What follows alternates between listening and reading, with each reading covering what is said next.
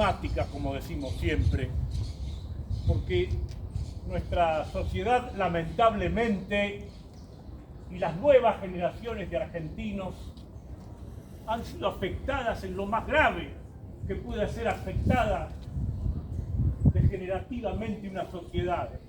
Esas nuevas generaciones han sido desnaturalizadas en el aspecto de los valores morales, porque el problema no es económico, ni es financiero, ni es institucional, ni es político de ninguna manera.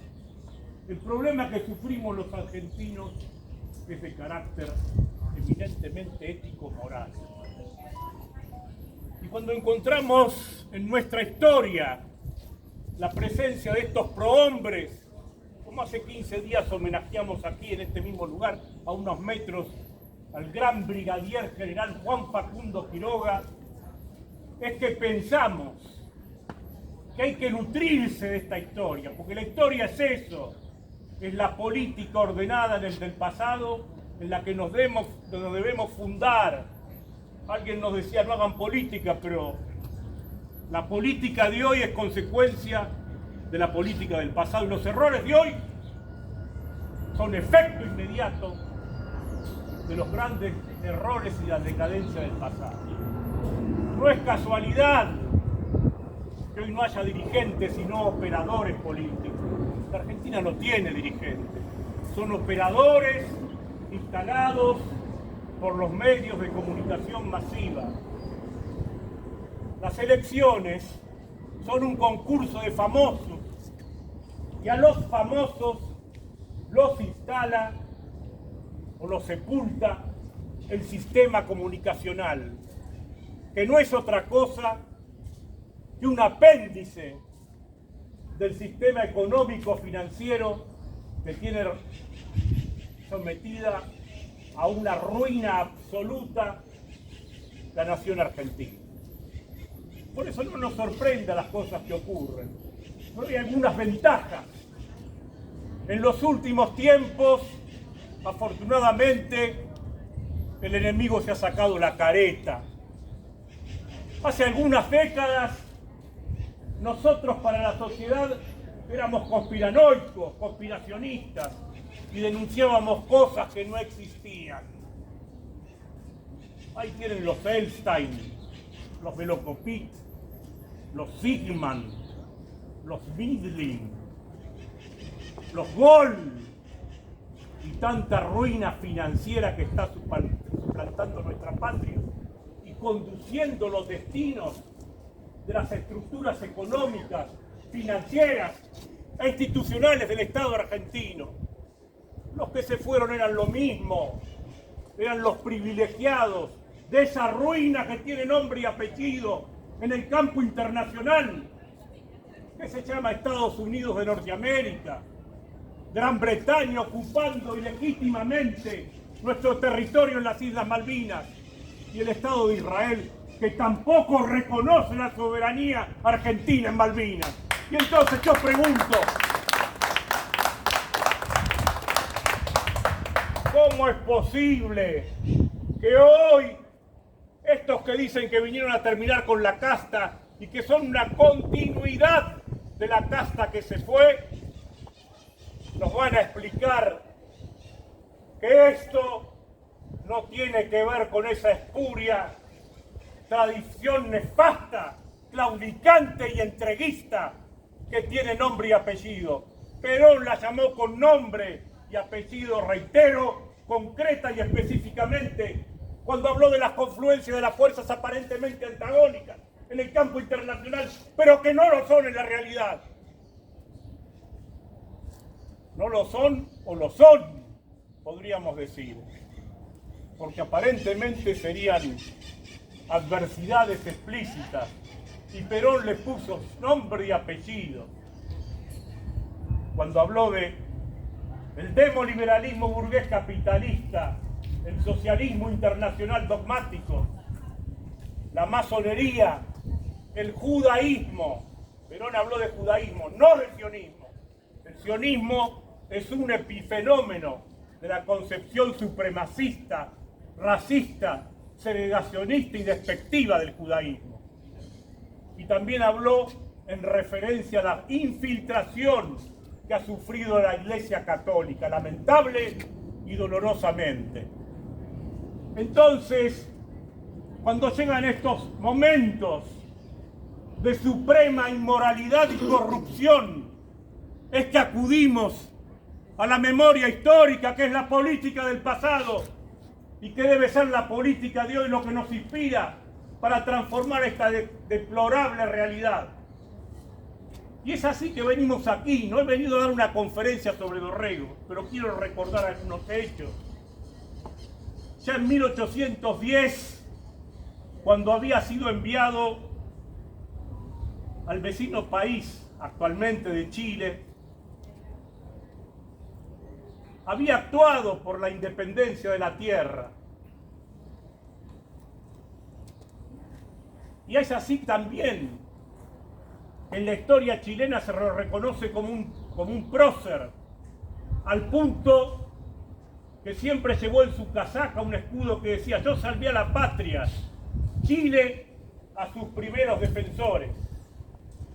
Fue capitán de granaderos, nombrado por Cornelio Saavedra, que se encuentra ahí, en ese lugar, descansando. Cuando era comandante general del Ejército de Operaciones y presidente de la Junta Grande. Y fue designado con José Ignacio Guarnes, José Regalado de la Plaza y Benito Martínez, para apoyar la resistencia que se daba en Cochabamba. Destituido Saavedra, Dorrego fue designado por el reemplazante de Cornelio Saavedra, que actuó como comandante general de las tropas militares que actuaban en el norte, el general Juan Martín de Pueyrredón y O'Dogan, que lo envió a colaborar con Eustaquio Díaz Vélez en apoyo precisamente a los sublevados de Cochabamba. Y es así que Pueyrredón, que después se va a enfrentar con Dorrego e injustamente lo va a condenar al destierro, que era la pena inferior a la pena de muerte en la época, dicen las memorias, ha servido por Dorrego a la vanguardia de este ejército sin sueldo ni gratificación alguna, como capitán ad honorem, y su valor lo ha distinguido, mereciendo la confianza del general de la vanguardia, se refiere a Eustaquio Díaz Vélez, para emplearlos en las acciones de mayor riesgo y peligrosidad. Son palabras de Juan Martín de Pueyrredón y O'Dogan. No es casualidad a veces los dislates, las entregas, las traiciones de algunos de los pseudopróceres que instaló Bartolomé Mitre en ese deplorable procerato oficial liberaloide masónico que tanto daño ha hecho a la nación de los argentinos. Y es así que Dorrego va a actuar con grandeza en Nazareno y Suipacha, quedará herido, su nariz torcida, su cuello torcido, por eso siempre usaba un pañuelito que casi le costaron la muerte. Y será el paradigma de las batallas de Tucumán y Salta, pero por cuestiones de discordancia en la conducción de la guerra, va a sufrir algún enfrentamiento con los líderes militares de la época, San Martín y Belgrano. Y es por eso que no está presente en Vilcapugio y Ayohuma. Alguna vez el general Manuel Belgrano dijo que otro hubiera sido el resultado de aquellos encuentros bélicos si hubiera estado la presencia de Manuel Dorrego. Y después, como lo señaló Facundo Gandulfo, fue destinado, se lo traslada por cuestiones de carácter disciplinario, dice la historia, a Buenos Aires. En 1815 se casa, estando aquí en la ciudad de Buenos Aires, con una mujer eminente, distinguida, hermana del teniente coronel Martínez de Ochagavía, Ángela Botré y Martínez de Ochagavía. Y en 1816 viendo la impotencia de las actitudes de algunos dirigentes frente al imperialismo británico y a los proyectos de autodeterminación de nuestra tierra y tradición, es que Dorrego se lanza a la política y demuestra ser un escritor y un orador como pocos en la época, brillante, destacado, creativo, valiente y fidedigno con las necesidades existenciales del pueblo que formaba parte.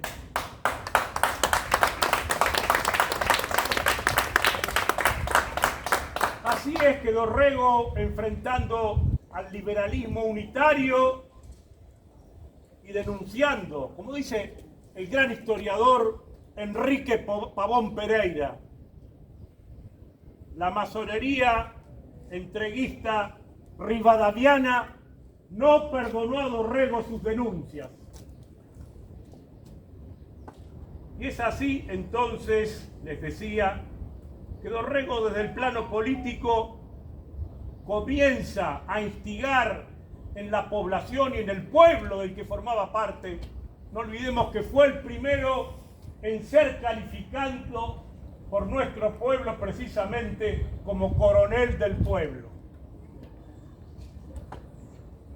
El 15 de noviembre le decía Juan Martín de Pueyrredón, instigado por intereses espurios y antinacionales, le aplica el destierro, que reitero, era el castigo inferior a la pena de muerte. Y ya en 1817 Dorrego iba a responder todo esto en las famosas cartas apologéticas del coronel, que invito a la lectura a los presentes por la profunda y sólida argumentación que demuestra en contra de sus adversarios políticos. Y es así que, dada la circunstancia que padece la República y la ausencia de Dorrego, genera en la clase dirigente y sobre todo en el ámbito del federalismo y del pueblo de Buenos Aires y del interior el clamor por la